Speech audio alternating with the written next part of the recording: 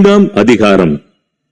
அன்றியும் உள்ளும் புறமும் எழுதப்பட்டு 7 முத்திரைகளால் முத்திரிக்கப்பட்டிருந்த ஒரு புஸ்தகத்தை சிங்காசனத்தின் மேல் வீற்றிருக்கிறவருடைய வலது கரத்திலே கண்டேன். புஸ்தகத்தை திறக்கவும் அதன் முத்திரைகளை உடைக்கவும் பாத்திரவான் யார் என்று மிகுந்த சத்தமிட்டு கூறுகிற பலமுள்ள ஒரு தூதனையும் கண்டேன். வானத்திலாவது பூமியிலாவது பூமியின் கீழாவது ஒருவனும் அந்த புஸ்தகத்தை திறக்கவும் அதை பார்க்கவும் கூடாதிருந்தது. ஒருவனும் அந்த புஸ்தகத்தை திறந்து வாசிக்கவும் அதை பார்க்கவும் பாத்திரவானாக காணப்படாததினால் நான் மிகவும் அழுதேன். அப்பொழுது மூப்பர்களில் ஒருவன் என்னை நோக்கி, நீ அழ வேண்டாம்.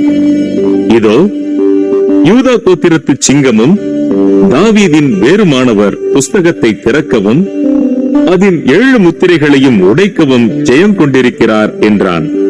அப்பொழுது இதோ அடிக்கப்பட்ட வண்ணமாயிருக்கிற ஒரு ஆட்டுக்குட்டி சிங்காசனத்திற்கும் 4 ஜீவன்களுக்கும் மூப்பர்களுக்கும் மத்தியிலே நிற்க கண்டேன்.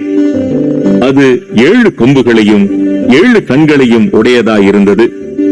அந்த கண்கள் பூமி எங்கும் அனுப்பப்படுகிற தேவனுடைய 7 ஆவிகளேயாம். அந்த ஆட்டுக்குட்டியானவர் வந்து சிங்காசனத்தின் மேல் உட்கார்ந்தவருடைய வலது கரத்தில் இருந்த புஸ்தகத்தை வாங்கினார். அந்த புஸ்தகத்தை அவர் வாங்கின போது அந்த 4 ஜீவன்களும் 24 மூப்பர்களும் தங்கள் தங்கள் சுரமண்டலங்களையும் பரிசுத்தவான்களுடைய ஜபங்களாகிய தூப வர்க்கத்தால் நிறைந்த பொற்கலசங்களையும் பிடித்துக் கொண்டு ஆட்டுக்குட்டியானவருக்கு முன்பாக வணக்கமாய் விழுந்து, தேவரீர் புஸ்தகத்தை வாங்கவும் அதன் முத்திரைகளை உடைக்கவும் பாத்திரராயிருக்கிறீர். ஏனெனில் நீர் அடிக்கப்பட்டு சகல கோத்திரங்களிலும் பாஷைக்காரரிலும் ஜனங்களிலும் ஜாதிகளிலும் இருந்து எங்களை தேவனுக்கென்று உம்முடைய இரத்தத்தினாலே மீட்டுக் கொண்டு எங்கள் தேவனுக்கு முன்பாக எங்களை ராஜாக்களும் ஆசாரியர்களும் ஆக்கினீர். நாங்கள் பூமியிலே அரசாளுவோம் என்று புதிய பாட்டை பாடினார்கள். பின்னும் நான் பார்த்தபோது சிங்காசனத்தையும் ஜீவன்களையும் மூப்பர்களையும் சூழ்ந்திருந்த அநேக தூதர்களுடைய சத்தத்தை கேட்டேன். அவர்களுடைய இலக்கம் 10,000 10,000 இருந்தது.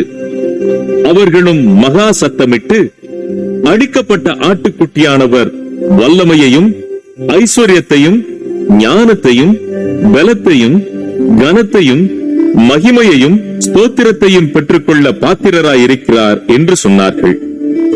அப்பொழுது வானத்திலும் பூமியிலும் பூமியின் கீழும் இருக்கிற சிருஷ்டிகள் யாவும், சமுத்திரத்தில் உள்ளவைகளும் அவற்றுள் அடங்கிய வஸ்துக்கள் யாவும் சிங்காசனத்தின் மேல் வீற்றிருக்கிறவருக்கும் ஆட்டுக்குட்டியானவருக்கும் ஸ்தோத்திரமும் கனமும் மகிமையும் வல்லமையும் சதா காலங்களிலும் உண்டாவதாக என்று சொல்ல கேட்டேன். அதற்கு 4 ஜீவன்களும் ஆமென் என்று சொல்லின.